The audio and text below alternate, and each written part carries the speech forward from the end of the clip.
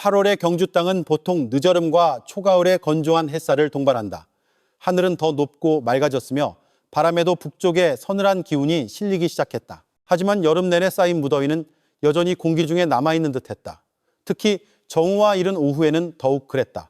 벼가 한창 자라는 논과 기와집이 어우러진 경주시 한적한 외곽 마을은 늘 고요하고 평화로운 분위기에 잠겨 있었다. 하지만 그 평온은 2018년 5월 중순에 어느 운명적인 오후 처절하고 비통한 울음소리에 의해 무참히 깨져버렸다. 그 울음소리는 박민준 씨와 그의 아내 최수연 씨의 집에서 터져나왔다. 부부는 성실하고 착하며 서로를 끔찍이 아끼는 모습으로 동네 사람들의 사랑을 받는 젊은 가족이었다.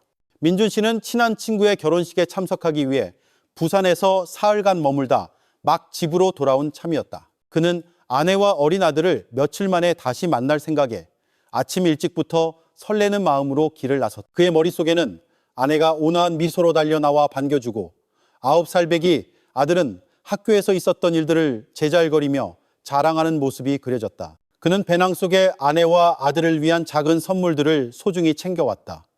하지만 그가 철문을 밀고 마당으로 들어섰을 때 그를 맞이한 것은 소름 끼치는 정적이었다. 늘 단정하고 깨끗하던 단층 주택은 오늘따라 이상할 정도로 고요했다. 현관문은 살짝 열려 있었다. 뭔가 잘못되었다는 불길한 예감이 들었다. 민준 씨는 다급하게 아내와 아들의 이름을 불렀지만 정막만이 되돌아왔다. 그는 심장이 거세게 뛰는 것을 느끼며 집 안으로 뛰어 들어갔다. 거실에서 처음 마주한 광경에 32세의 건강한 사내는 거의 무너져 내렸다. 그의 아내 최수연, 28세 씨와 아들 박지훈 9세, 군이 타일이 깔린 바닥에 미동도 없이 쓰러져 있었다.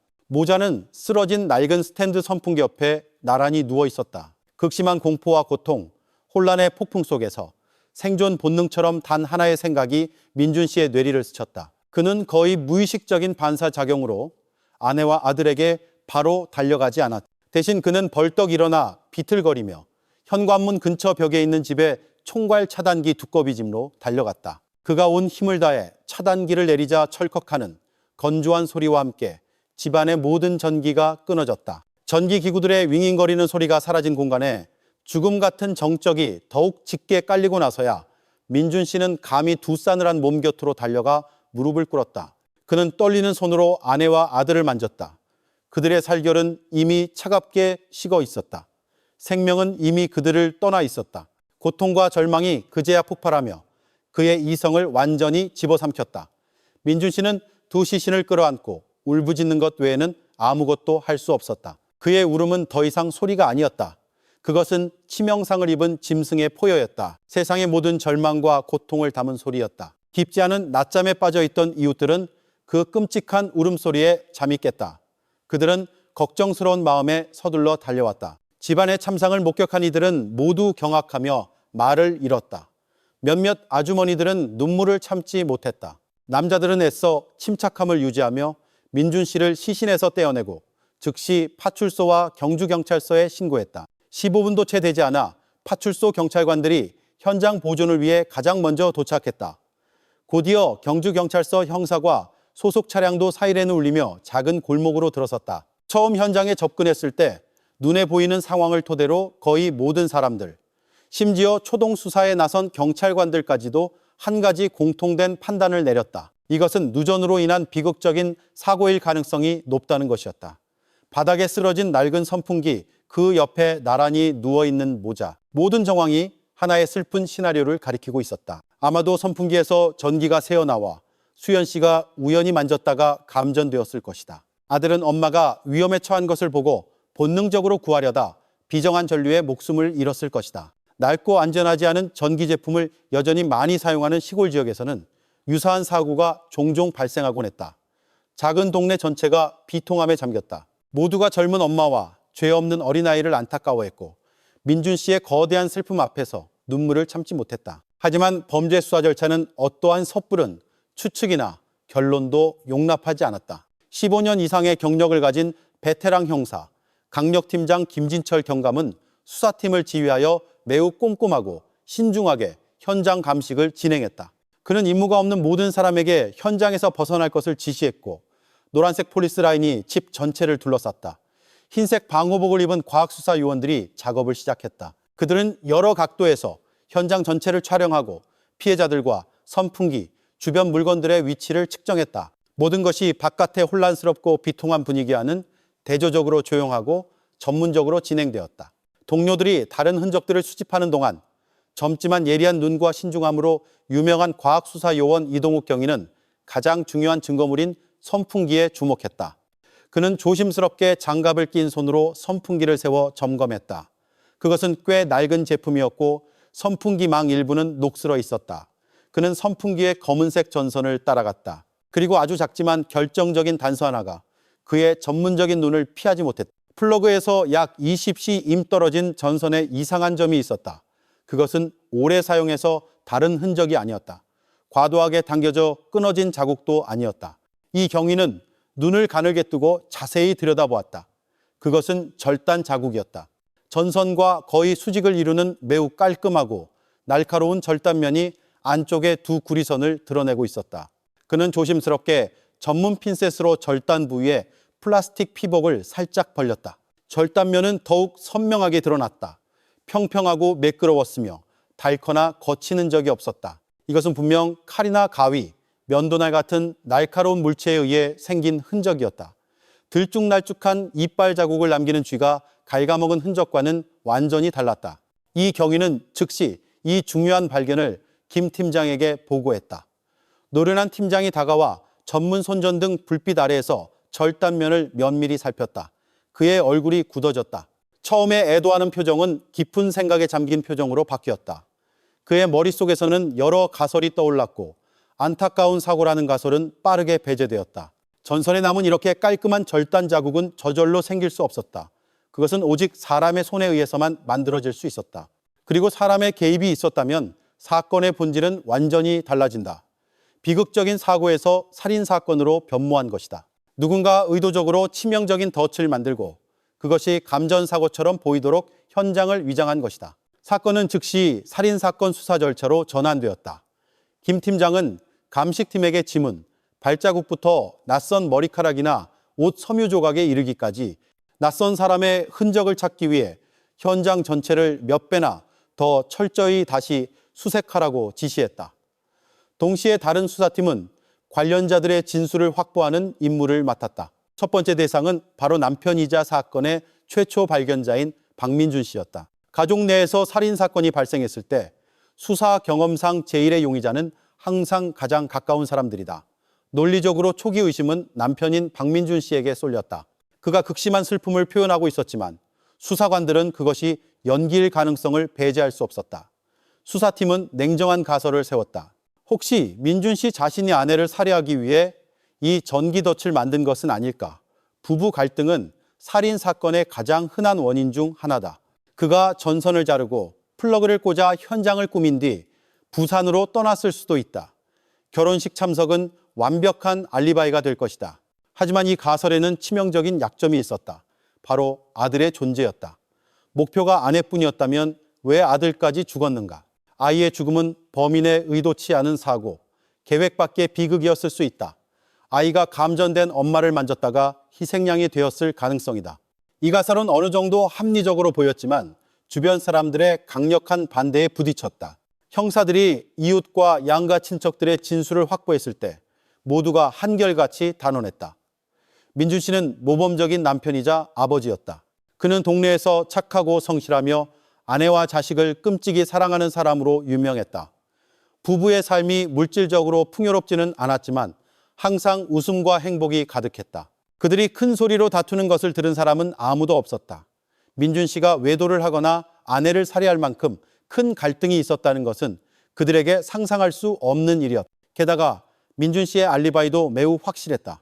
그에게는 비행기표가 있었고 지난 사흘간 부산 결혼식에 참석했다는 것을 증명해줄 수십 명의 친구들이 있었다. 그가 그곳에 있으면서 동시에 집에서 범행을 저지르는 것은 불가능했다. 이러한 진술들과 명백한 알리바이로 인해 남편을 겨냥한 가설은 점차 배제되었다. 수사팀은 민준 씨를 의심하는 것이 수사 절차상 필요한 단계였지만 그가 범인일 가능성은 극히 낮다고 판단했다. 사건은 다시 복잡한 국면으로 접어들었다. 남편이 아니라면 누가 그토록 잔인하고 교활하게 범행을 저질렀단 말인가? 범인은 무슨 동기로 수연 씨 모자를 살해했는가? 사건은 짙은 안개에 휩싸인 듯했다. 수사관들은 이 안개를 걷어내기 위해서는 부검 결과라는 가장 중요한 열쇠를 기다려야 한다는 것을 알고 있었다.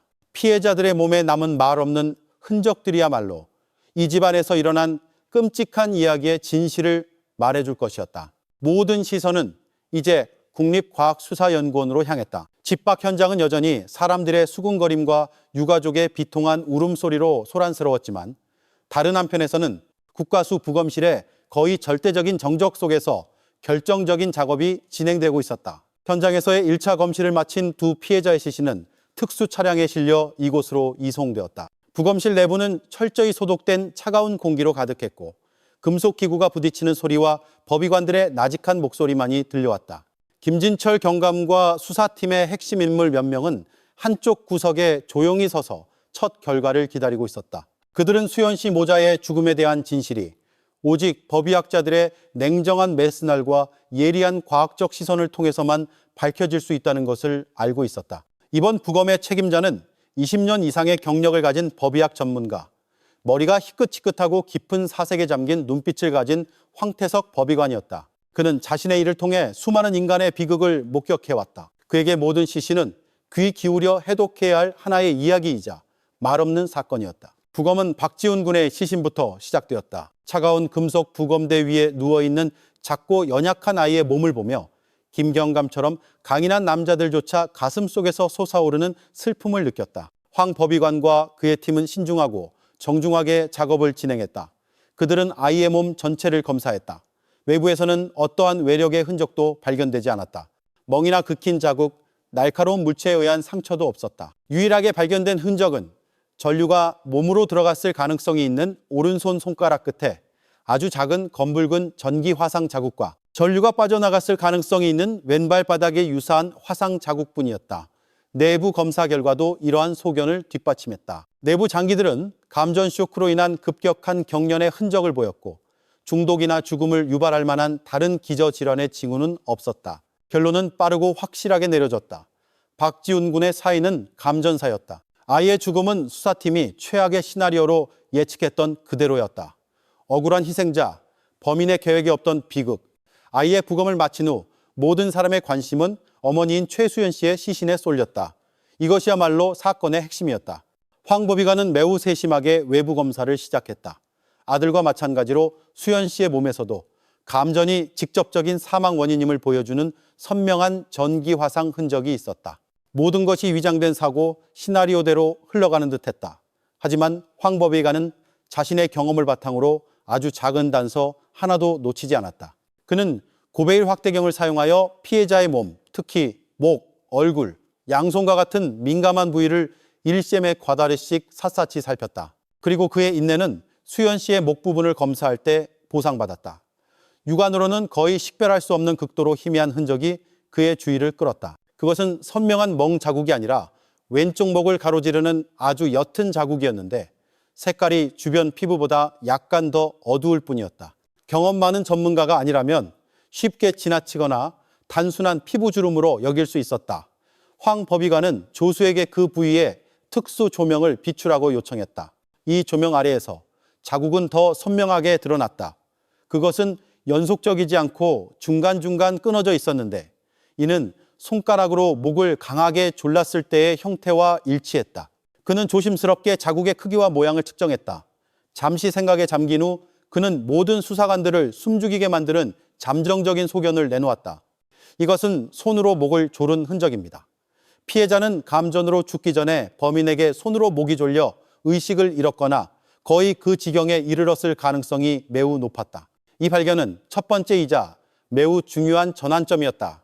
그것은 전기덫이 작동하기 전에 직접적인 폭력 행위가 있었다는 것을 증명했다. 사건은 명백한 살인사건이었고 현장 위조 행위는 단순히 범죄를 은폐하기 위한 것뿐만 아니라 그 이전에 일어난 또 다른 범죄 행위를 숨기기 위한 것일 수 있었다. 하지만 이후에 발견된 사실은 모든 사람을 더욱 경악하게 만들었다. 황 법의관이 다른 부위, 특히 피해자의 은밀한 부위를 계속 검사하면서 심각한 손상의 흔적을 발견했다. 피해자의 의사에 반하는 강제적인 성관계가 있었음을 시사하는 다수의 찰과상과 멍이 있었다. 확실한 증거를 위해 그는 진례에서 검체를 채취하고 수연 씨의 속옷을 검사했다. 현미경 검사와 신속 분석 결과 정액의 존재가 확인되었다. 끔찍한 진실이 적나라하고 고통스럽게 드러났다. 최수연 씨는 살해당했을 뿐만 아니라 그 전에 잔인하게 성폭행을 당했다. 범인의 동기는 이제 그 어느 때보다 명확해졌다. 욕정. 흉악범은 입을 막기 위해 피해자를 살해한 후 강간과 살인이라는 자신의 두 가지 천인공노할 범죄를 동시에 은폐하기 위해 정교한 가짜 현장을 만든 것이다. 김 팀장과 동료들의 얼굴에 분노가 역력했다. 사건의 본질은 그들이 상상했던 것보다 훨씬 더 잔혹하고 비열했다. 하지만 황법의관의 일은 아직 끝나지 않았다. 마지막이자 향후 수사 과정에 가장 결정적인 발견이 이루어졌다. 그는 피해자의 양손이 굳게 쥐어져 있는 것을 발견했는데 이는 인간이 공격과 극심한 고통에 직면했을 때 나타나는 무의식적인 자기방어 반응이었다. 그는 조심스럽게 전문 도구를 사용하여 수연 씨의 손가락을 폈다. 그리고 그가 예상했던 대로 오른손 새 손톱 밑에 아주 작은 흰색의 조직 조각들이 붙어 있었다. 그것은 바로 피해자가 생의 마지막 순간에 저항하며 공격자를 할퀴었을 때 떨어져 나온 범인의 피부 조각이었다. 그녀는 자신의 명예와 생명을 지키기 위해 마지막 숨을 거두는 순간까지 싸웠던 것이다. 이 작은 피부 조각들은 과학수사 전문가들에게는 보물과도 같았다. 그것들은 DNA, 즉 흉악범의 고유한 생물학적 서명을 담고 있었다. 황 법의관은 극도로 신중하고 세심하게 멸균 면봉과 초소형 핀셋을 사용하여 이 피부 조각들을 모두 수집했다. 각 조각은 별도의 시험관에 담겨 밀봉되고 신중하게 번호가 매겨졌다. 이미 확보된 정액 샘플과 함께 이것은 범인의 신원을 정확하게 특정할 수 있는 가장 중요한 물적 증거이자 황금 열쇠가 될 것이었다. 그가 어디에 숨어 있든 아무리 완강하게 범행을 부인하든 말이다. 부검은 새벽녘에 끝났다. 잠정 보고서가 즉시 수사팀에 전달되었다. 그 내용은 비극의 전체 그림을 완전하고 명확하게 그려냈다. 최수연 씨는 한 남성에게 성폭행을 당했다. 저항 과정에서 그녀는 범인을 할퀴었다. 그 후 범인은 그녀의 목을 졸라 의식을 잃게 한 뒤 자신의 수욕을 채웠다. 범죄를 은폐하고 단서를 없애기 위해 그는 선풍기 전선을 잘라 피해자가 감전사한 것처럼 보이는 가짜 현장을 만들었다. 그 과정에서 박지훈 군이 우연히 목격했거나 엄마를 구하러 달려들었다가 비정한 전기덫의 두 번째 희생자가 되었을 가능성이 있었다. 사건은 이제 정확하게 재규정되었다. 이것은 매우 정교하고 잔인한 범죄 은폐 수법을 동반한 강간살인 사건이었다. 이 결과를 바탕으로 범인에 대한 대략적인 윤곽도 형성되었다. 그는 피해자 가족과 아는 사이이거나 적어도 인근 지역에 거주하는 사람이어야 했다. 그래야만 가족의 생활 패턴, 특히 민준 씨가 사흘간 집을 비우고 수연 씨가 어린 아들과 단둘이 집에 있다는 사실을 정확히 알 수 있었을 것이다. 그는 이 기회를 노려 범행을 저질렀다. 그는 오래전부터 수연 씨를 눈여겨본 병적인 욕망을 가진 자일 수 있었다. 이러한 새로운 판단에 따라 김진철 경감은 즉시 수사팀 긴급회의를 소집했다. 새로운 수사 계획이 수립되었다. 완전히 새로운 기준에 따라 용의자들을 검토하고 범위를 좁히는 데 집중하기로 했다. 모든 수사 방향은 이제 누가 최수연 씨에게 성폭력을 행사할 가능성이 있는가?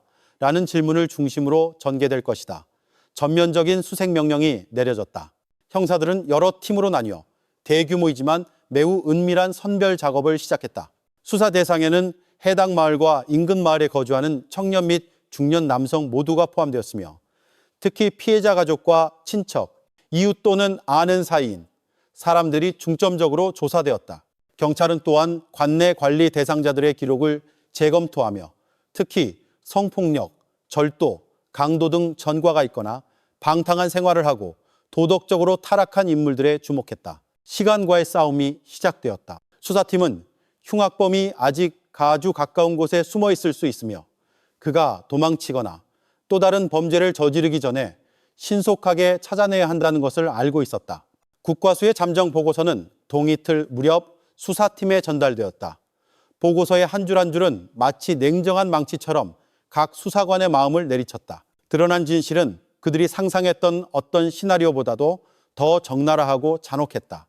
그것은 단순한 은폐 목적의 살인이 아니라 야만적인 성폭행, 젊은 어머니의 생명을 앗아가고 간접적으로 어린 아들의 억울한 죽음을 초래한 수인 살인의 행위였다. 경주경찰서 형사과 회의실의 공기는 무겁게 가라앉았다. 피해자들에 대한 안타까움은 이내 극도의 분노로 바뀌었다. 밤샘 수사로 지친 각 수사관의 얼굴에는 그 악마 같은 놈을 찾아내어 용서받지 못할 죄의 대가를 치르게 하겠다는 굳은 결의가 서려 있었다. 김진철 경감은 현장 사진들이 가득 붙은 화이트보드 앞에 섰다. 그는 마커펜을 들고 누전 사고로 인한 사망이라는 글자 아래에 굵은 선을 그었다. 그는 그 옆에 단호하고 힘있는 글씨로 새로운 글자를 썼다. 강간, 살인, 현장 위조. 사건의 본질은 완전히 바뀌었고 그에 따라 수사 방향도 더 집중적이고 예리하게 전환되어야 했다. 범인의 동기는 이제 명확해졌습니다. 김 경감의 목소리는 수면 부족과 담배 연기로 잠겨 있었다. 욕정입니다. 범인은 최수연 씨를 노렸습니다. 그는 피해자의 남편이 집을 비운 것을 정확히 알고 있었어요. 그는 지인이거나 적어도 가족의 생활 패턴을 파악할 수 있을 만큼 가까이 사는 사람일 겁니다. 우리의 임무는 이제 이 포위망 안에 있는 모든 용의자를 걸러내는 것입니다. 전면적인 수사 계획이 수립되고 즉시 실행에 옮겨졌다. 작업은 시간을 절약하기 위해 두 개의 주요 방향으로 나뉘어 동시에 진행되었다. 첫 번째 팀은 한 부팀장이 맡아 사건 발생 지역과 인접 지역의 모든 형사 사범 기록을 검토하는 임무를 수행했다. 최우선 순위는 성폭행, 강간, 추행 등 성범죄 관련 전과자들이었다. 그 다음은 절도, 강도, 상해 등 전과가 있는 자들과 폭력적이고 흉악한 성향을 가진 자들이었다. 명단에 있는 모든 이름에 대해 형사들은 은밀하게 신원, 관계, 특히 사건 발생 시간대의 행적을 재확인했다. 오전에만 5명의 유력 용의자 명단이 김 경감의 책상 위에 올랐다. 첫 번째는 김철수 35세라는 남자로 상해죄로 4년간 복역한 후 출소한 지 6개월 정도 된 인물이었다. 그는 독신으로 살며 마을에서 폭력적이고 술을 좋아하며 싸움을 잘하는 것으로 악명이 높았다. 형사들은 김철수를 최우선으로 감시하고 확인하라는 명령을 받았다. 하지만 이 가설은 금방 기각되었다. 사건 발생 당시 김철수는 현장에서 15km 이상 떨어진 포항의 한 건설 현장에서 일하고 있었다. 현장 소장과 10명이 넘는 동료 인부들은 모두 김철수가 그 주 내내 현장 숙소에서 일하고 숙식했으며 어디에도 가지 않았다고 확인해 주었다. 두 번째 용의자는 백동진 26세이라는 청년으로 안정된 직업 없이 빈둥거리며 좀도둑질 전과가 있었다. 그는 집이 피해자 집에서 불과 500m 거리에 있다는 점이 의심스러웠다. 그는 또한 음흉한 눈빛으로 마을 여자들을 희롱하는 것으로 유명했다. 소환 조사를 받자 백동진은 처음에는 횡설수설했다. 하지만 신문 끝에 그는 그날 오후 최수연 씨 집 근처를 배회했다고 인정했다. 그러나 그는 또한 부인할 수 없는 알리바이를 제시했다. 그는 당시 잃어버린 개를 찾고 있었으며 최소 3명의 다른 이웃이 오후 2시부터 4시까지 피해자 집에서 멀리 떨어진 다른 지역에서 그가 서성이는 것을 보았다고 진술했다. 법의학적으로 수연 씨 모자가 사망한 것으로 추정되는 시간이었다. 3명의 목격자 진술은 완벽하게 일치했고 백동진은 용의선상에서 제외되었다. 명단에 있던 나머지 3명의 용의자도 차례로 확인되었고 모두 확실한 알리바이가 있었다. 한 명은 다른 지역에서 일하고 있었고 한 명은 다리가 부러져 집에서 꼼짝 못하고 있었으며 마지막 한 명은 비록 과거가 불량했지만 그날 공공질서 문란 행위로 파출소에 유치되어 있었다.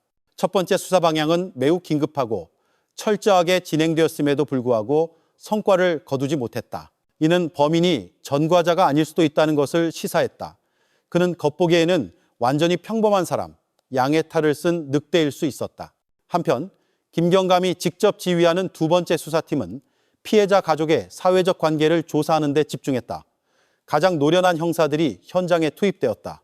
그들은 제복을 입지 않았다. 평범한 주민으로 위장하여 찻집과 시장을 누비며 사람들의 모든 이야기와 소문을 귀담아 들었다. 그들은 민준 씨 집 주변의 모든 이웃, 수연 씨의 친한 친구, 양가 친척들의 진술을 확보했다. 이 작업은 인내심과 기지가 필요했는데 가장 귀중한 정보는 때때로 무심코 지나치는 잡담 속에 숨어 있기 때문이었다. 수십 건의 접촉과 진술 확보가 이루어졌지만 결과는 여전히 안개 속이었다. 모든 사람들이 민준 씨와 수연 씨 부부가 매우 화목하게 살았으며 누구와도 갈등이나 마찰이 없었다고 단언했다. 수연 씨는 아름답고 착하며 정숙하고 남편과 자식을 끔찍이 사랑하는 여성으로 평가받았다. 그녀는 복잡한 관계나 넓은 교우 관계가 없었다. 그녀의 삶은 거의 가족, 농사일, 자녀 양육을 중심으로 돌아갔다. 그녀가 연애 문제로 갈등을 겪었거나 누군가에게 공개적으로 추근거리거나 괴롭힘을 당했다는 정보는 전혀 없었다. 수사는 막다른 골목에 다다른 듯했다.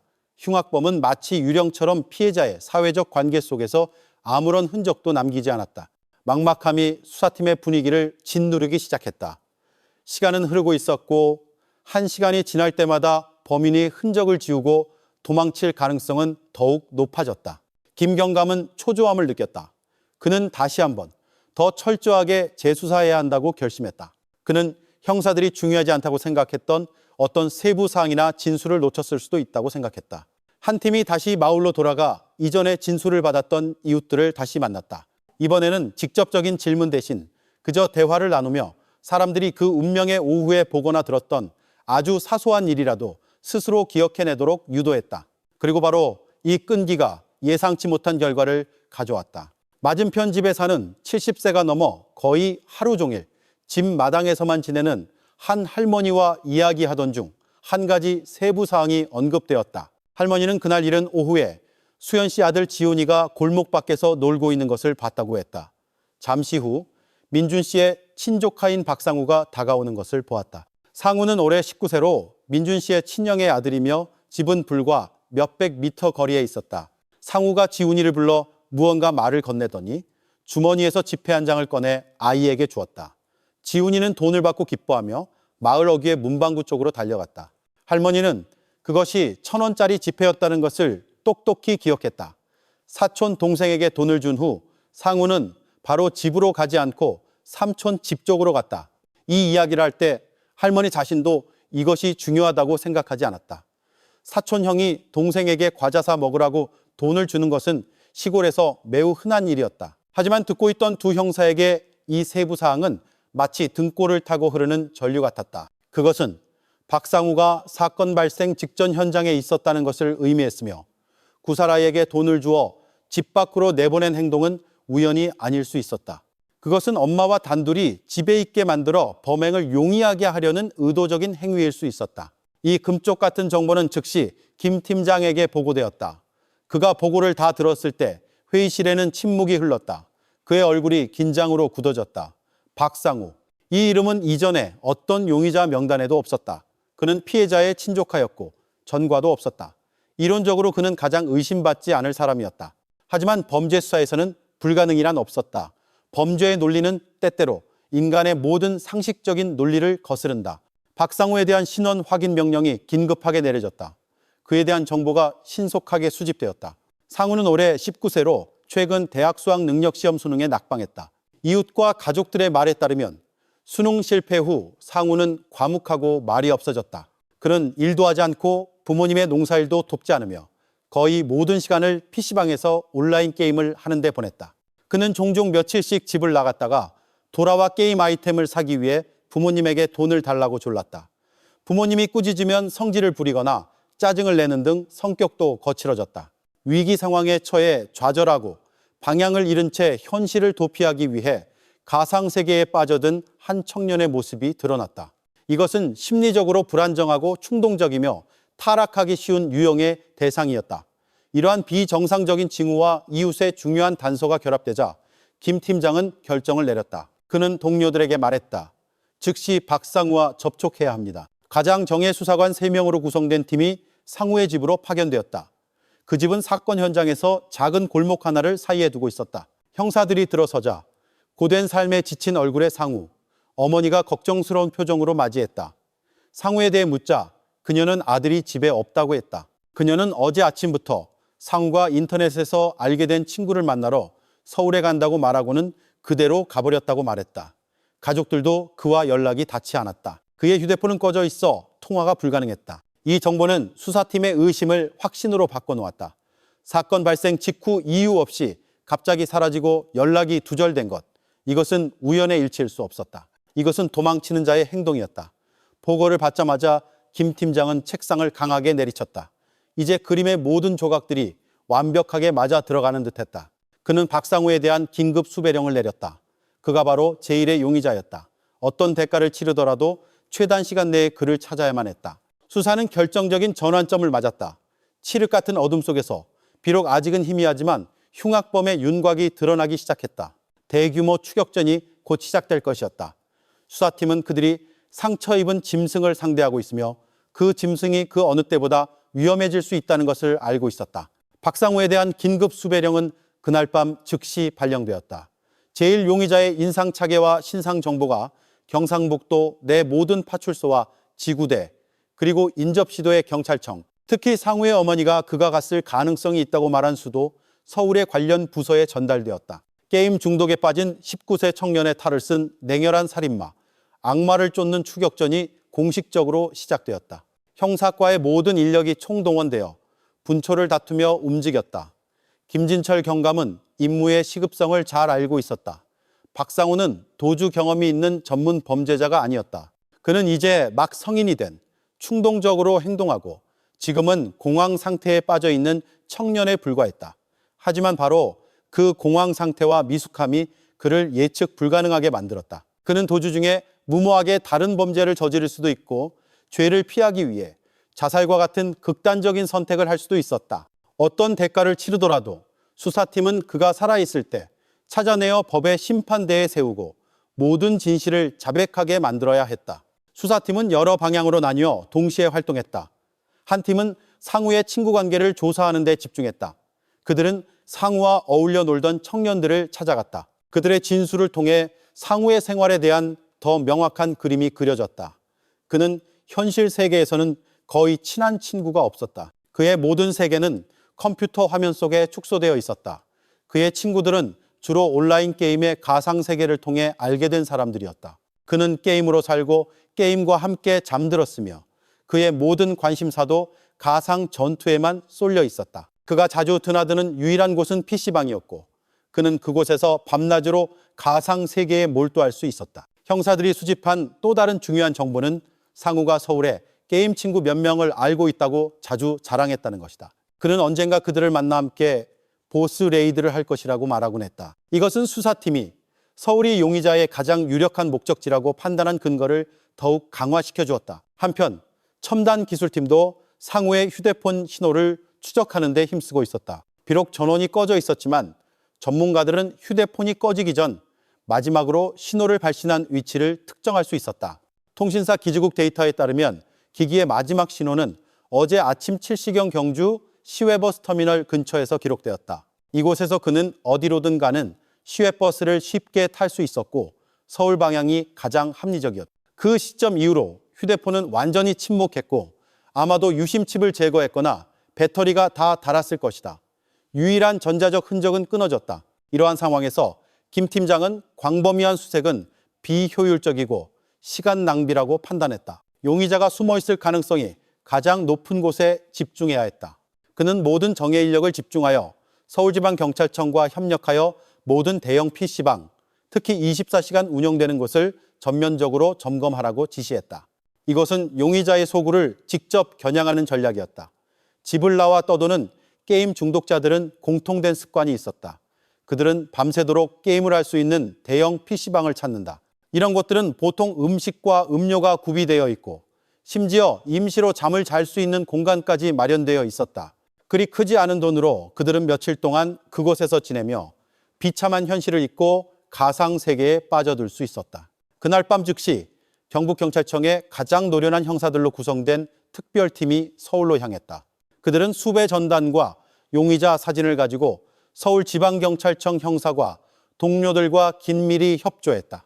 광범위한 수색 계획이 수립되었다.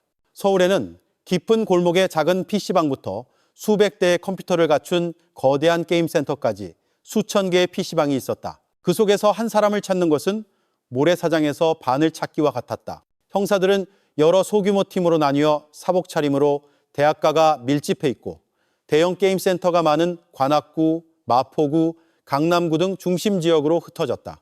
그들은 용의자를 놀라게 하지 않기 위해 대대적인 행정검사를 실시하지 않았다.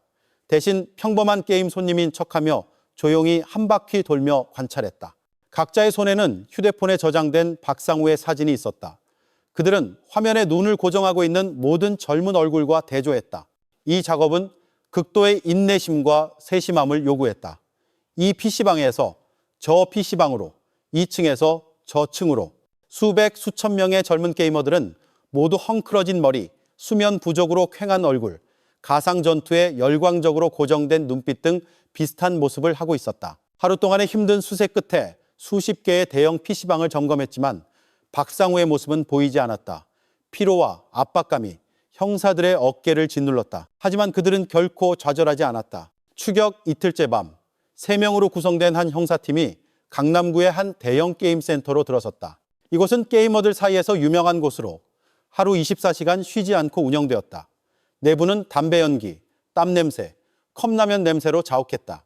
유일한 빛은 수백 개의 컴퓨터 모니터에서 나와 무표정한 얼굴들을 비추고 있었다. 키보드 두드리는 소리, 마우스 클릭 소리, 욕설과 고함 소리가 뒤섞여 특유의 혼란스러운 소음을 만들어냈다. 형사들은 흩어져 조용히 컴퓨터 줄을 따라 걸었다. 1층을 거의 다 확인했지만 결과가 없자 그들은 팀플레이와 야간 정액제 게이머들을 위한 구역인 2층으로 이동했다. 한 형사가 구석진 곳에 있는 마지막 줄에 다다랐을 때 그는 갑자기 멈춰섰다. 그의 시선은 게임 의자에 몸을 웅크리고 앉아있는 마르고 키 큰 청년에게 집중되었다. 그는 낡고 구겨진 검은색 티셔츠를 입고 있었고 긴 머리는 떡져 있었으며 얼굴은 수척했고 눈 밑은 여러 밤을 새운 탓에 검게 변해 있었다. 그는 헤드셋을 끼고 입으로는 욕설을 중얼거리며 두 손은 미친 속도로 키보드와 마우스를 조작하고 있었다. 그는 이곳의 다른 수십 명의 게이머들과 다를 바 없어 보였다.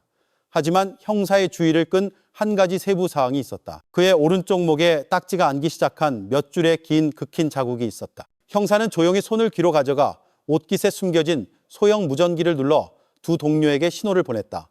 그는 휴대폰을 꺼내 통화하는 척하며 박상우의 사진과 다시 대조했다. 눈앞의 청년이 사진보다 초췌하고 지저분했지만 콧날, 입술, 이마 등 얼굴의 윤곽이 완전히 일치했다. 의심의 여지가 없었다. 바로 그놈이었다. 나머지 두 형사가 신속하고 조용하게 양쪽에서 접근하여 포위망을 형성했다. 그들은 적절한 시기를 기다렸다. 바로 그때 상우의 게임 캐릭터가 죽었다. 그는 화를 내며 책상을 강하게 내리치고 헤드셋을 벗었다. 가상세계에 대한 그의 집중력이 흐트러진 바로 그 순간 첫 번째 형사가 다가가 그의 어깨에 손을 얹었다. 박상우 씨, 형사가 낮고 단호한 목소리로 물었다. 상우는 화들짝 놀라 돌아봤다. 자신을 둘러싼 차가운 눈빛에 낯선 남자 3명을 보자 그의 얼굴색이 변했다. 극도의 공황 상태가 그의 눈에 역력했다. 그는 반사적으로 일어나 도망치려 했지만 너무 늦었다. 형사들의 단단한 팔이 그의 양팔을 단단히 붙잡아 모든 움직임을 봉쇄했다. 경찰이다. 넌 체포됐어. 묵비권을 행사하고 우리를 따라와. 체포 과정은 단 몇 초 만에 이루어졌으며 너무나 신속하고 전문적이어서 PC방 안에 거의 누구도 알아차리지 못했다. 상우는 저항할 기회조차 없었다. 그는 창백한 얼굴로 온몸을 떨며 밖으로 끌려나갔다. 차가운 수갑이 손목에 채워지는 순간 그는 자신의 도피 생활이 끝났다는 것을 알았다. 가상세계에 빠져 지낸 나날들은 그가 현실 세계에서 저지른 범죄로부터 그를 벗어나게 해주지 못했다. 그날 밤 즉시 박상우는 서울에서 경주경찰서 본부로 이송되었다. 100km가 넘는 긴 여정 동안 그는 한마디도 하지 않고 고개를 푹 숙인 채 가끔씩 몸을 떨었다. 조사실에서 수사관들과 마주한 상우는 처음에 완강한 태도를 보이기 시작했다. 그는 집을 나간 것은 인정했지만 숙모와 사촌 동생의 죽음과는 관련이 없다고 한사코 부인했다. 목에 긁힌 자국에 대해 묻자 그는 전날 덤불 속으로 들어갔다가 나뭇가지에 긁힌 것이라고 태연하게 대답했다. 그는 자신이 가족의 비극에 슬퍼하는 무고한 조카이며 경찰의 억울한 의심을 받고 있다고 연기했다. 하지만 수사관들은 전혀 조급해하지 않았다. 그들은 용의자가 상상도 못할 결정적인 카드를 쥐고 있다는 것을 알고 있었다. 김 팀장은 상우의 눈을 똑바로 쳐다보며 평온하지만 무게감 있는 목소리로 말했다. 지금 당장 자백할 필요는 없어. 우린 그냥 네 DNA 샘플을 채취해서 감정할 거야. 결과가 나오면 네 목의 상처가 나뭇가지 때문인지 저항하는 사람의 손톱 때문인지 알 수 있겠지. 그리고 네 DNA가 현장에서 발견된 정액 샘플과 피부세포 조직과 일치하는지도 알 수 있을 거고. DNA라는 두 글자, 정액 샘플과 피부 조각과 대조한다는 말을 듣자 박상우의 얼굴은 순식간에 종이처럼 하얗게 질렸다. 그의 거짓된 평정심은 눈 깜짝할 사이에 무너졌다. 그는 숨을 헐떡이기 시작했고 이마에는 땀이 비오듯 흘렀다. 그는 과학이 거짓말하지 않는다는 것을 알고 있었다. 그는 자신이 쌓아 올리려 했던 거짓의 벽이 곧 허물어질 것이라는 것을 알고 있었다. 그의 모든 완강함은 사라지고 그 자리에는 극도의 절망과 공포가 들어섰다. 그는 수사관들을 쳐다보다가 천천히 책상 위로 고개를 떨구었고 두 어깨가 들썩였다. 조사실에서의 치열한 심리전이 곧 시작될 참이었지만 승패는 이미 결정된 듯했다. 조사실의 차가운 회색 벽 4개도 박상우를 둘러싼 공기만큼 차갑지는 않은 듯했다. 김 팀장의 평온한 말은 마치 시한폭탄처럼 그가 애써 쌓아 올린 마지막 방어벽을 산산조각냈다.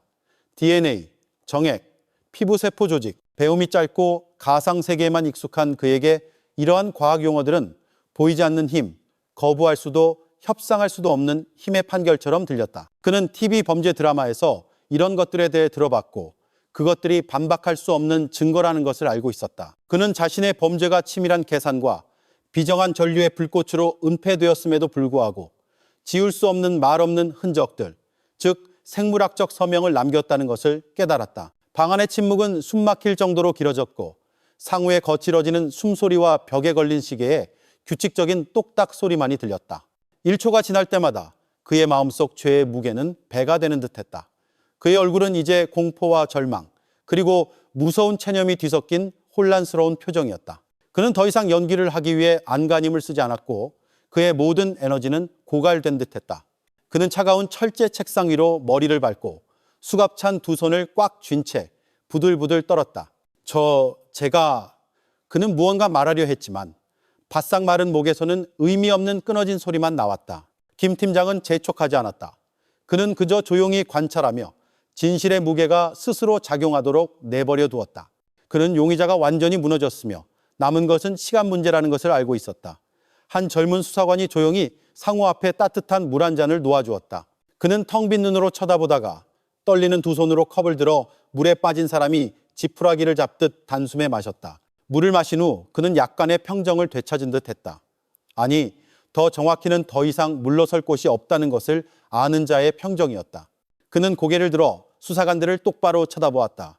붉게 충혈된 눈에는 눈물이 그렁그렁했다. 제가 했습니다. 그의 목소리는 쉬고 작았지만 방 안의 모든 사람이 들을 수 있을 만큼은 분명했다. 첫 자백이 터져나왔다. 그것은 견고한 둑에 생긴 작은 균열과 같았다. 그리고 얼마 지나지 않아 거짓의 둑은 완전히 무너져 내렸다. 박상우는 자신의 모든 범죄를 자백하기 시작했다. 그것은 한 젊은이가 좌절과 실패에서 시작하여 악마로 변해가는 끔찍한 추락에 대한 이야기였다. 그는 자신의 삶에 대해 이야기했다. 그에 따르면 그것은 무의미하고 실망으로 가득 찬 삶이었다. 가장 큰 악몽은 대학 수학 능력 시험에서 시작되었다. 평범한 농가의 장남인 그는 부모님의 모든 기대를 짊어지고 있었다. 그들은 그가 농촌을 벗어나 도시에서 더 밝은 미래를 가질 수 있기를 바라며 힘들게 일하고 한 푼 두 푼 아껴가며 그를 가르쳤다. 하지만 그 압박감은 감당하기 힘든 짐이 되었다. 그는 공부를 잘하지 못했고 기초가 부족했으며 시험 결과는 당연하게도 참담한 점수로 낙방이었다. 결과를 받은 날은 그의 세계가 무너진 날이었다. 그는 아버지의 실망 어린 눈빛과 어머니의 소리 없는 눈물을 마주할 용기가 없었다. 그는 방에 틀어박혀 스스로를 쓸모없는 인간, 가족의 수치라고 느꼈다. 열등감과 자괴감이 그의 여린 영혼을 갉아먹었다. 그리고 그 비참한 현실에서 도망치기 위해 그는 온라인 게임이라는 가상 세계를 찾았다. 처음에는 그저 재미로 기분 전환으로 시작했지만 곧 그는 그곳에 깊이 빠져들었다. 게임 세계에서 그는 더 이상 수능에 떨어진 박상우가 아니었다. 그는 용맹한 전사였고 강력한 마법사였다. 거대한 괴물을 쓰러뜨릴 수 있었고 군대를 지휘할 수 있었다. 다른 플레이어들로부터 존경과 환호를 받았다. 그는 현실 세계에서는 결코 얻을 수 없었던 인정과 권력감을 그곳에서 찾았다. PC방은 그의 두 번째 집이 되었다. 그는 하루에 16, 18시간씩 앉아 먹는 것도 자는 것도 잊었다. 그의 삶은 화면 속 전투, 시끄러운 효과음, 번쩍이는 불빛만이 남았다. 바로 이 복잡하고 불건전한 PC방 환경에서 그는 다른 해로운 것들에도 물들었다. 몇몇 나이 많은 게임 친구들이 그에게 성인물을 보여주었다. 처음 그 영상들을 접했을 때 그는 호기심과 두려움을 동시에 느꼈다. 하지만 외로움, 지루함, 그리고 건전한 애정관계의 부재 속에서 그 영상들은 그를 사로잡기 시작했고 그의 머릿속에 병적이고 왜곡된 생각들을 심어주었다. 그는 영화에서 본 것을 경험하고 싶다는 갈망을 느끼기 시작했다. 하지만 소심하고 자신감 없는 성격 탓에 어떤 여자에게도 다가가거나 친해질 용기가 없었다. 억눌린 욕망은 출구를 찾지 못한 채 그의 마음속에서 조용히 자라나는 괴물이 되었다. 그리고 그 괴물은 마침내 목표물을 찾았다. 바로 그의 숙모 최수연 씨였다. 그의 눈에 수연 씨는 너무나 완벽한 여성이었다. 아름답고 상냥하며 살림도 잘했다. 삼촌 집에 놀러 갈 때마다 그는 감히 그녀의 눈을 똑바로 쳐다보지 못하고 몰래 훔쳐보기만 했다. 수연 씨는 그에게 매우 잘해주었고 항상 집안 조카처럼 여기며 공부는 잘하는지 물어보고 가끔씩 용돈을 쥐어주기도 했다. 하지만 그 평범한 관심은 그의 병적인 시선을 통해 다른 무언가로 왜곡되었다. 그는 숙모에 대해 미친 상상을 하기 시작했다. 그녀의 미소, 목소리, 걸음걸이, 모든 것이 그의 죄악된 욕망의 원천이 되었다. 그는 그것이 근친상간이며 짐승 같은 짓이라는 것을 알았지만 자신의 생각을 통제할 수 없었다. 수연 씨에 대한 집착은 날이 갈수록 커져 그의 마음을 완전히 사로잡았다. 그의 내면에 있는 악마가 깨어날 기회는 삼촌 민준 씨가 결혼식 참석차 3일간 부산에 가야 한다는 소식을 들었을 때 찾아왔다. 그는 그 3일 동안 수연 씨가 어린 아들과 단둘이 집에 있을 것이라는 것을 알았다. 잔인한 계획이 그의 머릿속에서 형성되기 시작했다. 그는 결과에 대해 깊이 생각하지 않았다. 그의 머리는 당시 병적인 이미지와 억제할 수 없는 욕정으로 가득 차 있었다. 운명의 그날 오후 며칠간 지켜본 끝에 그는 행동에 옮기기로 결심했다. 그는 삼촌 집 골목을 어슬렁거리다가 사촌 동생 지훈이가 혼자 놀고 있는 것을 보았다. 한 가지 생각이 머리를 스쳤다. 그는 지훈이를 불러 주머니에서 구겨진 1,000원짜리 지폐, 그가 가진 마지막 돈을 꺼내 아이에게 주며 마을 어귀 문방구에 가서 과자를 사 먹으라고 했다. 그는 아이가 총총 뛰어가는 뒷모습을 보며 초조함과 냉혹함을 동시에 느꼈다. 집에 수연 씨 혼자 남았다는 것을 확신한 후 그는 살금살금 마당으로 들어가 살짝 열린 문을 밀고 안으로 들어갔다. 부엌에 있던 수연 씨는 소리를 듣고 나왔다. 그를 보고 놀라며 이 시간에 웬일이냐고 물었다. 그는 대답하지 않고 그저 조용히 다가가 이상한 눈빛으로 그녀를 뚫어지게 쳐다보았다. 수연 씨는 무언가 잘못되었다는 것을 느끼기 시작하며 그에게 무엇을 원하냐고 물으며 뒤로 물러섰다. 바로 그때 그의 내면의 악마가 이성을 완전히 장악했다. 그는 달려들어 그녀를 와락 껴안았다. 수연 씨는 비명을 지르며 필사적으로 저항했다.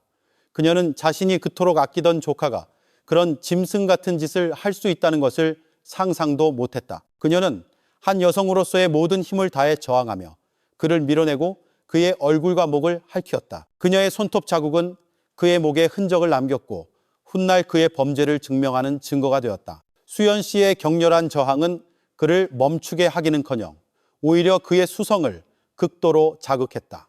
그는 광란 상태에 빠져 한 손으로 그녀의 입을 막고 다른 손으로 그녀의 목을 강하게 졸랐다.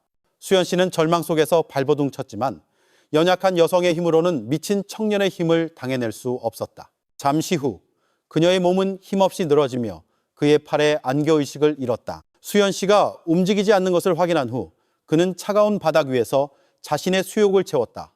오랫동안 품어왔던 병적인 욕망을 마침내 충족시킨 것이다. 하지만 행위가 끝나자마자 흥분은 사라지고 그 자리에는 극도의 공포가 밀려왔다.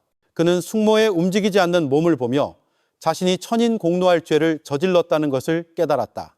이제 어떻게 해야 하나? 만약 수연 씨가 깨어나면 그를 고발할 것이고 그는 감옥에 가야 할 것이다. 공포가 모든 것을 압도했다. 그는 그녀의 입을 영원히 막기로 결심했다. 그는 범죄를 은폐할 방법을 찾기 위해 집 안을 둘러보았다. 그의 시선은 낡은 스탠드 선풍기에 멈췄다. 잔인하고 교활한 계획이 머릿속에 떠올랐다. 그는 가짜 현장, 즉 감전사고를 만들기로 했다. 그는 부엌으로 달려가 과도를 가져와 선풍기 전선을 깔끔하게 잘라 안에 구리선을 노출시켰다. 그리고 플러그를 콘센트에 꽂았다. 그는 의식을 잃은 수연 씨의 몸을 선풍기 근처로 끌고 가 잘린 전선 부분이 그녀의 몸에 닿도록 선풍기를 밀어 넘어뜨렸다. 하지만 바로 그 끔찍한 순간 또 다른 비극이 일어났다. 과자를 사온 사촌 동생 지훈이가 돌아온 것이다. 아이는 집에 들어와 엄마가 바닥에 움직이지 않고 누워있고 그 옆에서 사촌형이 선풍기를 만지작거리고 있는 광경을 목격했다. 아이는 무슨 일이 일어나고 있는지 이해하지 못했다. 그저 엄마가 위험에 처했다는 것만 알았다. 엄마, 엄마. 아이는 겁에 질려 외치며 본능적으로 엄마를 향해 달려갔다. 아이는 달려가 무릎을 꿇고 엄마의 팔을 끌어안았다. 바로 그 순간 아이의 몸은 전도체가 되었다. 노출된 전선에서 흐르던 비정한 전류가 수연 씨의 몸을 통해 아이에게로 그대로 흘러들어갔다. 모자는 마지막으로 강하게 경련을 일으킨 후 조용해졌다. 상우는 눈앞의 광경을 보고 공포에 질려 그 자리에 얼어붙었다. 그는 사촌 동생을 죽일 의도는 전혀 없었다. 하지만 그의 범죄 행위가 간접적으로 아이의 비극적인 죽음을 초래한 것이다. 그의 공포는 이제 극에 달했다. 그는 서둘러 현장을 최대한 사고처럼 보이도록 마지막으로 정리한 뒤 두 친척의 시신과 씻을 수 없는 죄악을 뒤로 한 채 공황 상태로 집을 뛰쳐나왔다. 박상우의 자백이 끝나자 조사실은 소름 끼치는 침묵에 잠겼다. 수많은 자백을 들어온 수사관들조차도 흉악범의 잔혹함과 냉혹함에 몸서리치며 분노를 금할 수 없었다. 그의 범죄는 실패에서 비롯되었고 가상세계에 의해 양성되었으며 병적인 욕정으로 폭발했다. 그는 자신의 인생을 망쳤을 뿐만 아니라 두 무고한 사람의 생명을 앗아갔고 한 가정의 행복을 산산조각 냈으며 남은 사람들의 마음에 영원히 아물지 않을 상처를 남겼다. 박상우의 자백은 예상되었던 바였지만 조사실에는 씁쓸한 뒷맛과 섬뜩한 침묵을 남겼다. 머릿속에서 싹튼 병적인 생각부터 잔혹한 범행과 정교한 위조까지 모든 범죄 과정이 범인 자신의 입으로 재현되었다. 수연 씨 모자의 비극을 둘러싼 비밀의 장막은 완전히 걷혔다. 하지만 그 장막 뒤에 드러난 것은 너무나 잔인하고 비인간적인 진실이었다. 베테랑 수사관들조차 받아들이기 힘든 진실이었다. 범죄는 낯선 적, 불량배가 아니라 바로 가족, 피해자를 숙모라 부르던 조카에게서 비롯되었다. 첫 진술 조서가 상세히 기록된 후에도 수사팀의 일은 끝나지 않았다. 자백이 중요하긴 하지만 그것은 사건 기록의 일부에 불과했다. 기소 전에 증거의 객관성과 확실성을 확보하고 반박할 수 없도록 만들기 위해 필수적이고 매우 중요한 수사 절차인 현장 검증이 진행되어야 했다. 이것은 피의자의 진술을 사건 현장에서 수집된 물적 증거와 대조하고 검증하는 단계이다. 이를 통해 사법기관은 범죄의 진행 과정을 가장 직관적이고 생생하게 파악하고 범인의 역할과 구체적인 행위를 명확히 하며 피의자가 강압수사나 유도신문을 당했을 가능성을 배제할 수 있다. 며칠 후 어느 흐린 아침 회색 줄무늬 수의를 입은 박상우는 자신이 지상지옥으로 만들었던 바로 그 집으로 다시 압송되었다. 주변 지역의 경비는 최고 수준으로 강화되었다. 경찰 기동대와 지역 경찰이 여러 겹의 포위망을 형성하여 수백 명의 호기심 많고 분노한 주민들이 안으로 들어오는 것을 막았다. 범인이 체포되었고 그가 바로 피해자의 친조카라는 소식은 지역사회에 지진과 같은 충격을 주며 널리 퍼졌다. 포위망 밖에서 들려오는 군중의 수군거림과 증오에 찬 욕설은 무거운 압박감을 조성했다. 호송차에서 내렸을 때 상우는 더 이상 제정신이 아닌 듯했다. 그는 바싹 마르고 얼굴은 수척했으며 눈은 텅 비어 앞을 보면서도 아무것도 보지 못하는 듯했다. 그는 비틀거리며 걸었고 양옆에서 두 명의 교도관이 부축하지 않았다면 쓰러졌을 것이다. 이곳으로 돌아와 자신의 범죄 현장과 다시 마주해야 하는 것은 19세 청년이 감당하기에는 너무나 큰 정신적 고문인 듯했다. 현장 검증은 경주지방검찰청 검사의 엄격한 감독하에 진행되었다. 전 과정은 영상으로 촬영되고 사진으로 기록되었으며 상세하게 조서로 작성되었다. 김진철 경감이 직접 지휘하며 질문을 던졌다. 수연 씨와 비슷한 크기와 형태의 인형이 범행 재현에 사용되었다. 피의자 박상우, 그날 오후에 무엇을 했는지 우리에게 말해주시오. 김 경감의 목소리는 단호하고 감정이 없었다. 상우는 한참 동안 말없이 서 있다가 마치 프로그램된 로봇처럼 기계적으로 움직이기 시작했다. 그는 자신의 행동을 하나씩 재현했고 말은 끊어지고 생기가 없었다. 그는 골목 밖에 서 있던 위치를 가리켰고 사촌 동생 지훈이를 불러 주머니에서 돈을 꺼내 과자를 사오라고 시키는 장면을 연기했다. 그리고 마당으로 들어가 살짝 열린 문을 밀고 집 안으로 들어갔다. 그의 모든 행동은 이웃 할머니의 진술과 완벽하게 일치했다. 거실 안에서 그는 자신이 들어왔을 때 수연 씨가 서 있던 위치를 가리켰고 이어서 자신이 달려들어 인형을 껴안는 장면을 연기했다. 비록 생명 없는 인형이었지만 그의 행동은 지켜보는 이들에게 혐오감을 주기에 충분했다. 그는 몸싸움과 피해자의 저항을 재현했다. 그는 자신의 목을 가리키며 그때 숙모가 제 목을 핥혔어요 라고 말했다. 가장 끔찍한 부분은 그가 목을 조르는 행위를 재현했을 때였다. 그는 무릎을 꿇고 두 손으로 인형의 목 부분을 강하게 졸랐다. 그는 한동안 그 자세를 유지했고 얼굴은 무서울 정도로 무표정했다. 그 후 그는 인형 위에서 자신의 수욕을 채우는 행위를 했다. 비록 모의 실험이었지만 그것은 흉악범의 비열함과 병적인 면모를 모두 드러내기에 충분했다. 다음으로 그는 가짜 현장을 만드는 과정을 재현했다. 그는 부엌으로 들어가 비슷한 칼을 들고 나와 선풍기 옆에 무릎을 꿇었다. 그는 어떻게 전선을 잘랐고 플러그를 꽂았으며 인형을 끌어다 놓고 선풍기를 넘어뜨렸는지 설명했다. 그때 지훈이가 돌아왔어요. 사촌 동생을 언급할 때 상우의 목소리가 떨렸다. 그는 문 쪽을 가리켰다. 애가 들어와서 엄마를 부르더니 엄마 팔을 잡았어요. 그가 더 이상 설명할 필요는 없었다. 모든 비극이 명확하고 고통스럽게 재현되었다. 현장 검증이 끝나고 상우는 끌려나갔다. 그의 뒤에는 말없이 섬뜩한 현장과 지켜본 모든 사람들의 마음에 남은 극도의 분노만이 남았다. 현장 검증 결과 박상우의 진술이 완전히 사실임이 확인되었다.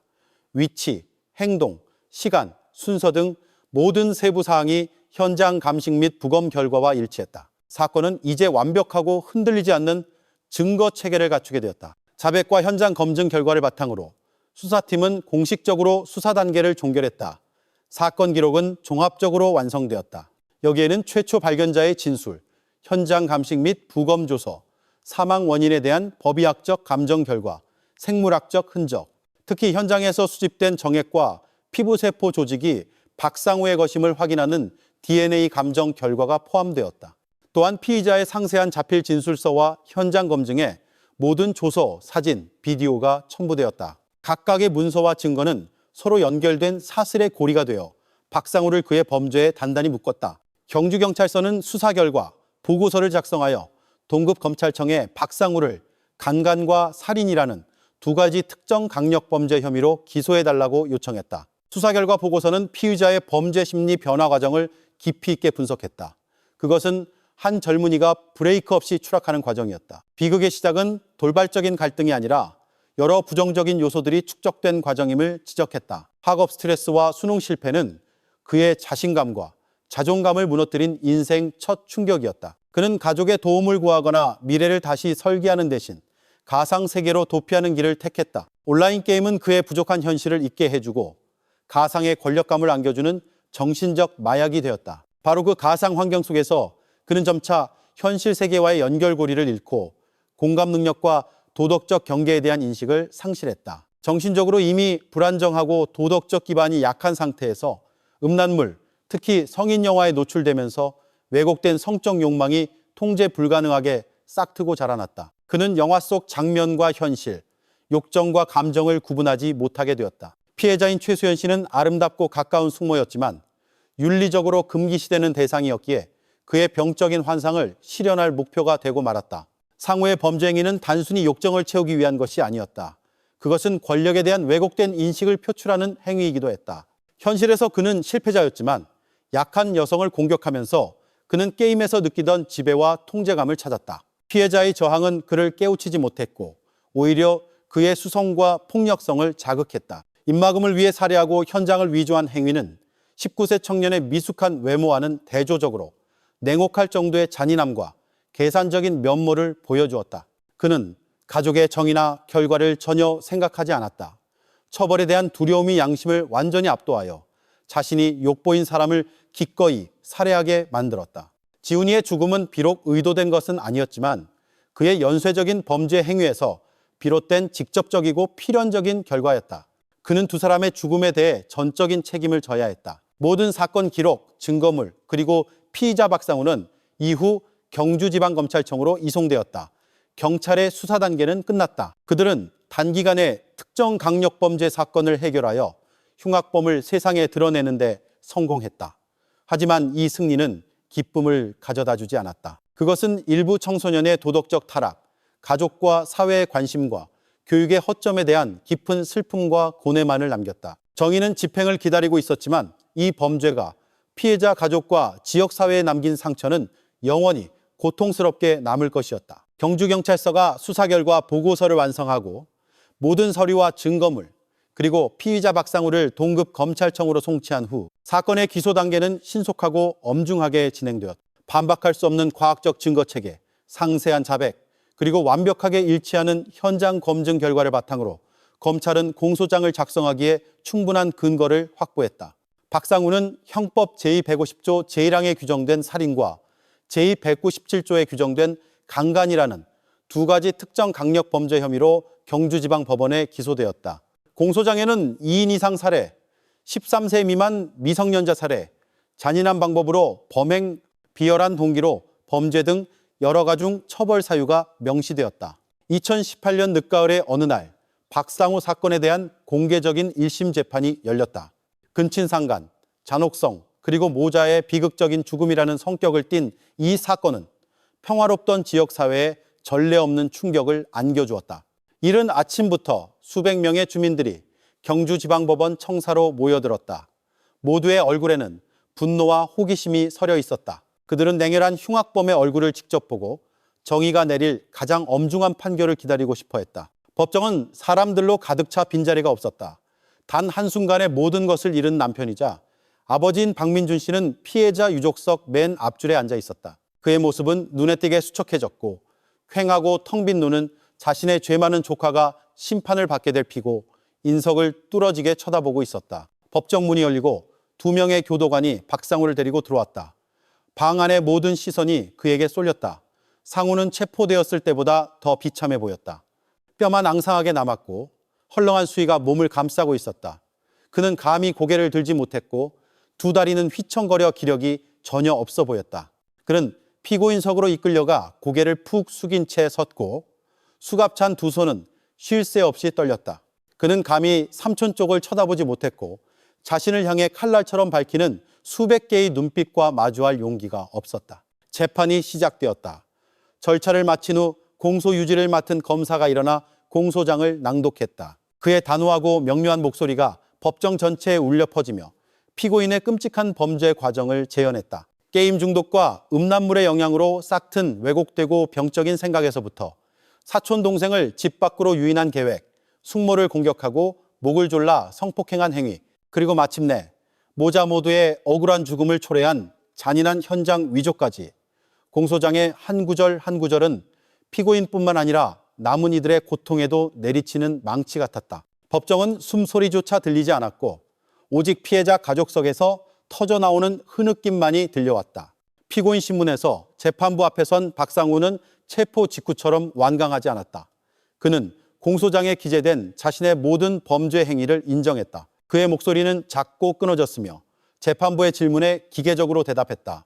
그는 수사기관에서 진술했던 것과 한치의 오차도 없이 자신의 모든 범죄를 다시 이야기했다. 동기에 대해 묻자 그는 그저 고개를 숙이고 수능에 떨어진 후 좌절하고 게임에 빠졌으며 나쁜 친구들의 꼬임에 넘어가 음란물을 보다가 정신이 이상해져 행동을 통제할 수 없었다고 말했다. 그는 사촌 동생을 죽일 의도는 없었으며 매우 후회한다고 말했다. 하지만 그 순간 그의 입에서 나온 후회라는 두 단어는 공허하고 무의미하게 들렸고 그가 초래한 고통을 달래거나 재판에 참석한 사람들의 분노를 가라앉힐 수는 없었다. 상우를 위해 지정된 국선 변호인도 피고인의 양호한 신상, 전과 없음, 솔직한 자백, 깊은 반성 등 가명 사유를 제시하며 재판부에 피고인에게 살 길을 열어달라고 호소할 수밖에 없었다. 하지만 그 변론은 천인공노할 범죄, 잔인하게 빼앗긴 두 생명 앞에서 너무나 미약하고 동떨어져 보였다. 변론은 검사가 날카로운 논리로 기소 요지를 주장하면서 팽팽해졌다. 그는 박상우의 행위가 사회에 특히 위험하며 형법이 보호하는 가장 중요한 두 가지 객체인 생명과 인간의 존엄성을 동시에 침해했다고 단언했다. 그 행위는 법에 대한 극도의 경멸을 보여줄 뿐만 아니라 인간의 모든 도덕적 가치와 기본적인 윤리를 짓밟았다고 말했다. 피고인은 자신의 저급한 욕망 때문에 가족인 숙모에게 잔인하게 손을 댔다. 목을 조르고 성폭행한 후 전기로 현장을 위조한 행위는 잔인한 계산과 인간성의 상실을 보여준다. 지훈이의 죽음이 비록 초기 목표는 아니었지만 피고인의 연쇄적인 범죄 행위에서 비롯된 직접적이고 필연적인 결과이므로 피고인은 두 사람의 죽음에 대해 형사 책임을 져야 한다고 주장했다. 검찰은 재판부의 박상우에게 법의 엄중함과 교육적 효과를 보장하기 위해 최고형인 사형을 선고해달라고 요청했다. 재판에서 가장 감동적이고 고통스러운 순간은 피해자 대표로서 박민준 씨가 발언하도록 요청받았을 때였다. 그는 비틀거리며 증인석으로 걸어 나왔고 증언대를 붙잡고서야 겨우 설 수 있었다. 그는 조카를 쳐다보지 않았다. 그의 시선은 재판부를 향했고 목소리는 흐느낌 때문에 쉬고 끊어졌다.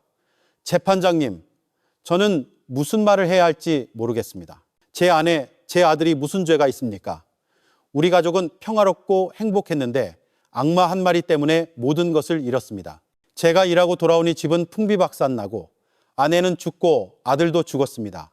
이 고통은 평생 잊을 수 없을 겁니다.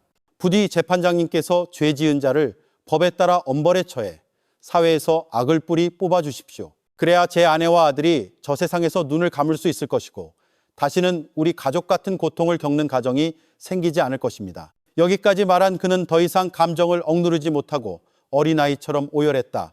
그의 울음소리에 법정 전체가 숨을 죽였다. 많은 사람들이 눈물을 참지 못했다.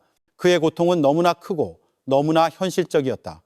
그것은 박상우의 범죄에 대한 가장 강력한 고발이었다. 휴정 후 재판부가 법정으로 돌아왔다. 재판장은 재판부를 대표하여 판결문을 낭독했다. 재판부는 피고인 박상우의 범죄 행위가 특히 중대하고 잔혹하며 비극적인 결과를 초래하여 피해자 가족에게 무엇으로도 보상할 수 없는 슬픔과 상실을 안겨주었고 국민적 공분을 일으켰다고 판단했다. 피고인의 행위는 윤리와 도덕, 민족의 미풍양 속에 반하는 것이다. 피고인은 교화 및 교육의 가능성이 없으므로 사회에서 영원히 격리해야 할 필요가 있다고 밝혔다. 이에 따라 재판부는 피고인 박상우에게 살인죄로 사형, 강간죄로 징역 20년을 선고하고 두 죄에 대한 형을 병합하여 최종적으로 사형을 선고했다. 또한 피고인은 법규에 따라 피해자 가족에게 모든 물질적, 정신적 손해를 배상할 책임이 있다고 판결했다. 판결이 선고되자 법정에는 절대적인 침묵이 흘렀다가 이내 주민들의 박수 소리와 피해자 가족의 오열로 깨졌다. 마침내 정의가 실현되었다. 판결을 들은 박상우는 두 다리에 힘이 풀려 바닥에 주저앉았다. 그는 자신의 범죄에 대해 가장 무거운 대가를 치르게 된 것이다. 교도관들이 신속하게 그를 일으켜 법정 밖으로 끌고 나가며 냉혈한 살인마의 죄 많은 인생에 종지부를 찍었다. 사건은 종결되었지만 그것이 남긴 여운과 교훈은 영원히 남을 것이다. 이것은 실패에 직면한 청소년의 심리적 붕괴에서 비롯될 수 있는 비극에 대한 깊은 경고이다. 그것은 게임 중독, 통제되지 않는 음란물 접촉의 위험성을 보여준다. 이러한 것들은 인격을 잠식하고 연약하고 의지가 약한 영혼의 범죄의 씨앗을 뿌릴 수 있다. 이 사건은 또한 인생의 갈림길에서 방황하는 젊은이들을 관심 있게 지켜보고 귀 기울여주며 방향을 제시해주는 가족과 사회의 역할에 대해 상기시킨다. 무관심, 시기적절한 관심의 부족은 한 아이를 돌이킬 수 없는 길로 내몰 수 있다.